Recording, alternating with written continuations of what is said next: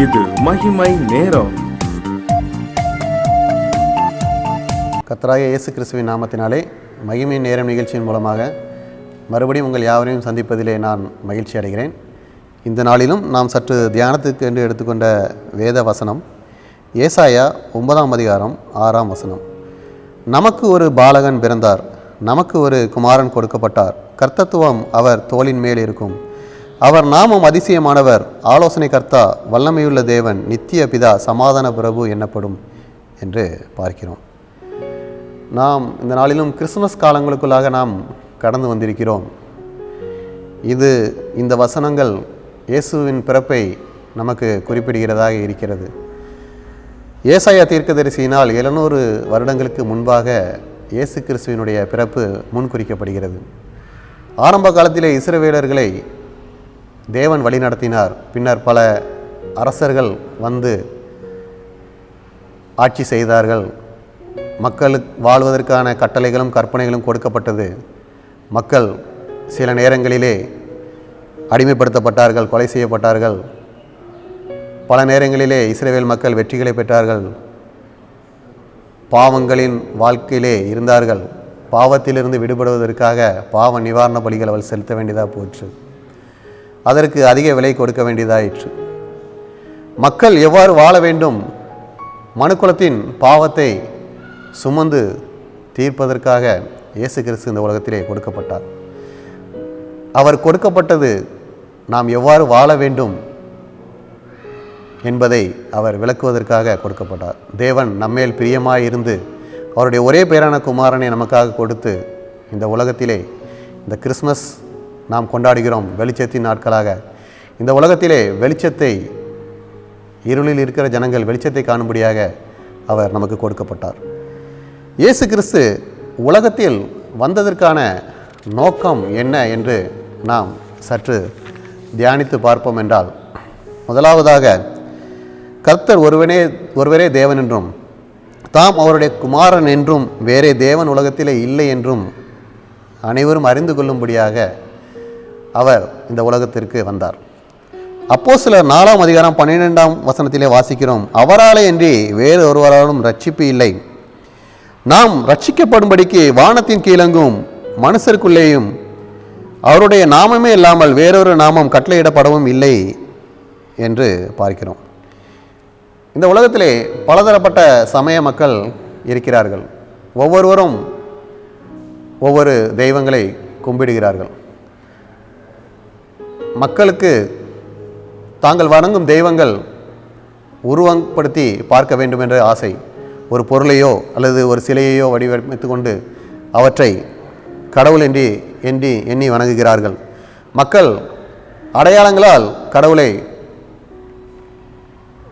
ஒரு சிறு இடத்திற்குள்ளாக அடைக்க வேண்டும் என விரும்புகிறார்கள். ஆனால் நம்மளுடைய தேவன் அப்படிப்பட்டவர் அல்ல. அவர் உருவத்தை யாரும் கண்டதில்லை. அவர் இதுபோன்று சிலைகளை அமைத்து ஒரு பொருளையோ வணங்குவதை அவர் விரும்பவில்லை. அவர் ஆவியாய் இருக்கிறார். நம்முடைய தேவன் நம்மோடு இருக்கிறார், நம்மை பாதுகாத்து வருகிறார். எனவே மக்கள் தேவன் யார் என்றும் அவருடைய தன்மை, நாம் எப்படி வாழ வேண்டும் என்பதற்காக இயேசு கிறிஸ்துவை நாம் ரட்சிக்கும்படியாக, நாம் ரட்சிக்கப்படும்படியாக நமக்கு அவரை தந்தருளி இருக்கிறார். இயேசு கிறிஸ்து கொடுக்கப்பட்ட இந்த உலகத்திலே அவர் தேவனுக்கு மகிமையாக வாழ்ந்தார். தேவன் இயேசு கிறிஸ்துவை மகிமைப்படுத்தினார். பிதாவில் குமாரன் மகிமைப்படும்படியாக பல அற்புதங்களையும் அடையாளங்களையும் இயேசுவின் மூலமாக செய்தார் என பார்க்கிறோம். எனவே இந்த உலகத்திலே நம்முடைய இயேசு கிறிஸ்து அவரே மெய்யான தேவன் என்பதை விளங்க செய்யும்படியாக இயேசு கிறிஸ்து இந்த உலகத்திலே வந்தார். பல அற்புதங்களையும் அடையாளங்களையும் செய்தார் என்று பார்க்கிறோம். மேலும் இரண்டாவதாக பார்ப்போமானால், பாவ மன்னிப்பை அளித்து நாம் ரட்சிக்கப்பட வேண்டும் என இயேசு கிறிஸ்து இந்த உலகத்திலே வந்தார். யோவான் 3ஆம் அதிகாரம் 16இல் நாம் பார்க்கிறோம், தேவன் தம்முடைய ஒரே பெயரான குமாரனை விசுவாசிக்கிறேன் எவனோ அவன் கெட்டு போகாமல் நித்திய ஜீவனை அடையும்படிக்கு அவரை தந்தருளி இவ்வளவாய் உலகத்திலே அன்பு கூர்ந்தார் என பார்க்கிறோம். மக்கள் பாவத்தின் பிடியிலே சிக்கிக்கொண்டிருக்கிறார்கள், இருளில் இருக்கிறார்கள். அவர்களுக்கு வெளிச்சத்தை கொடுக்க வேண்டும் என்று இயேசு வருகிறார். பாவத்திலிருந்து பாவ மன்னிப்பை கொடுக்க வேண்டும். பாவத்தை மன்னிக்க தேவன் ஒருவராலே முடியும். ஆனால் இயேசு கிறிஸ்து உலகத்திலே அவருடைய குமாரனாக வருகிறார். அவர் பாவங்களை மன்னிக்கிறார் என பார்க்கிறோம். எல்லாருக்கும் ஆச்சரியம், தேவனை ஒருவரை தவிர வேறு யாராலும் பாவங்களை மன்னிக்க முடியாதே, இவர் மன்னிக்கிறாரே என்று பார்க்கும்போது இயேசு தெளிவாக கூறுகிறார், பாவங்களை மன்னிக்க மனுஷகுமாரனுக்கு அதிகாரம் உண்டு என தெளிவாக குறிப்பிடுகிறார். எனவே இயேசு கிறிஸ்து நம்முடைய பாவங்களை மன்னிக்க இந்த உலகத்திலே வந்தார். நாம் பரலோக ராஜ்யத்தை பெற்றுக்கொள்ளும்படியாக இந்த உலகத்திலே வந்தார். அந்த காலங்களிலே பாவங்களை செய்தால் பாவ நிவாரண பலியாக செலுத்துவதற்கு காளைகளையோ அல்லது அதற்கு ஈடாக வேறு பலிகளையோ செலுத்த வேண்டியிருக்கும். ஆனால் அதற்கு நிலைய விலை கொடுக்க வேண்டியிருக்கும். ஆனால் நாம் இப்பொழுதும் பாவம் செய்து கொண்டிருக்கிறோம். ஆனால் நாம் எந்த விலைக்கிரையும் கொடுக்கவில்லை. நம்முடைய பாவங்கள் நமக்கு மன்னிக்கப்படுகிறது. நாம் ஒரே ஜெபத்தை ஏறெடுக்கிறோம். கர்த்தர் நமக்கு பாவ மன்னிப்பை கொடுக்கிறார். ஏனென்றால் நம்முடைய பாவத்திற்காக அவர் மரித்து இரத்தம் சிந்தி, இரத்தம் சிந்துதல் இல்லாமல் பாவ மன்னிப்பு இல்லை என்று சொன்னது போல இயேசு கிறிஸ்து இரத்தம் சிந்தி நம்முடைய பாவத்தை இலவசமாக மன்னித்தார். எனவே உலகத்திலே மக்களுடைய ரட்சிப்பை கொடுக்கும்படியாக இயேசு கிறிஸ்து இந்த உலகத்திலே வந்தார்.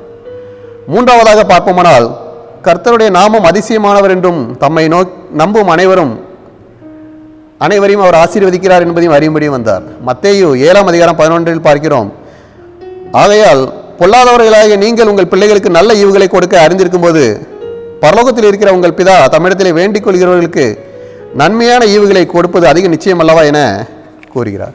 எனவே இந்த உலகத்திலே பல தேவைகள் இருந்தாலும் நாம் எல்லாவற்றிலும் பூரணம் அடைய வேண்டும் என அவர் விரும்புகிறார். நாம் எல்லாவற்றிலும் நிறைவுள்ளவர்களாக இருக்கிறோம் என்று சொல்லிவிட முடியாது.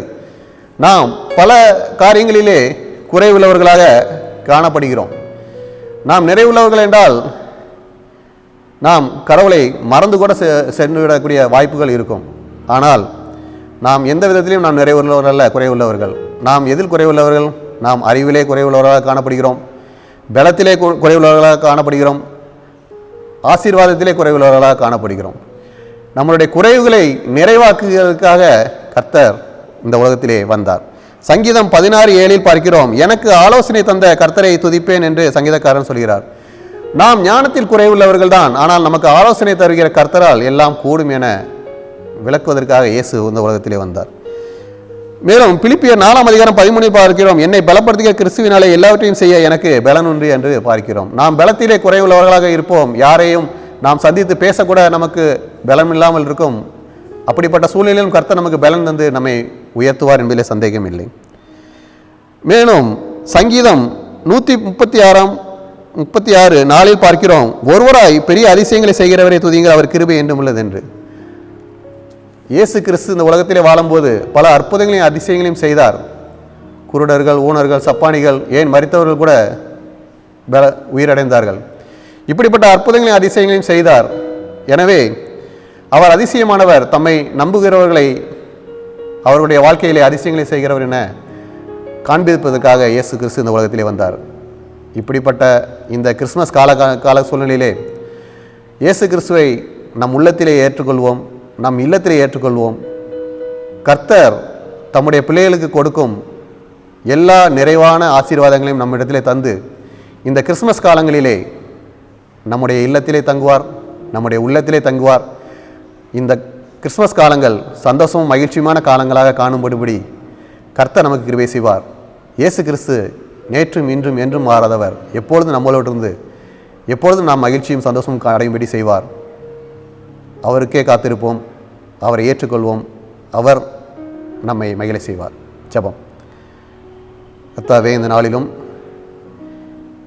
இயேசு இந்த உலகத்திற்கு வந்ததற்கான நோக்கத்தை பற்றி நாங்கள் சற்று தியானித்தோம்.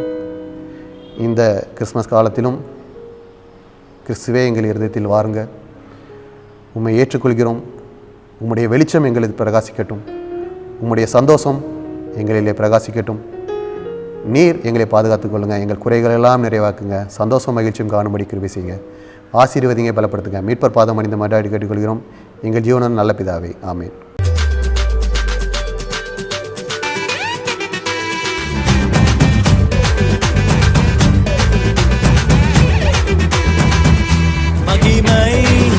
மகிமை